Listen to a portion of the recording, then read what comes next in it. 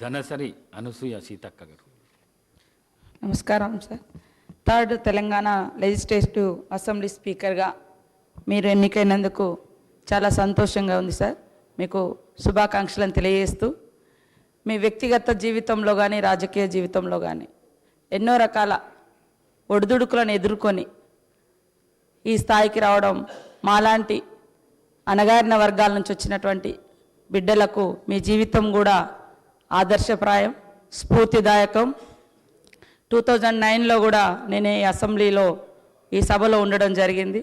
గత 5 years నుంచి మేమంతా పక్కపక్కనే ఒకే క్వార్టర్స్లో ఉండి మీరు ఎదుర్కొన్నటువంటి వ్యక్తిగత జీవితంలో మీ సతీమణి గారు కోల్పోవడం ఇట్లాంటివన్నీ కూడా మిమ్మల్ని చూసినప్పుడు మీరెంతో నిబ్బరంగా ఉన్నటువంటి తీరు ఇవన్నీ కూడా చాలా చెలించినటువంటి సందర్భం. ఈరోజు మిమ్మల్ని చూస్తే చాలా గర్వంగా ఉంది. అదే కాకుండా ఒక అణగారిన వర్గాల నుంచి అంచబడ్డ వర్గాల నుంచి వచ్చినటువంటి బిడ్డలు ఎదగాలంటే ఎన్ని కష్టాలు ఉంటాయో తెలిసినటువంటి వ్యక్తులుగా మీ జీవితం మా అందరికి కూడా ఆదర్శప్రాయం. మీరు ఒదుగుతూ ఎదిగిన తీరు దేశానికి ఒక ఆదర్శవంతం. తప్పకుండా మీరు మమ్మల్ని అందరినీ కూడా సమన్వయం చేసుకొని సభ యొక్క ఔన్నత్యాన్ని హుందాతనాన్ని కాపాడతారని భావిస్తూ ధన్యవాదాలు. సెలవు తీసుకుంటాను.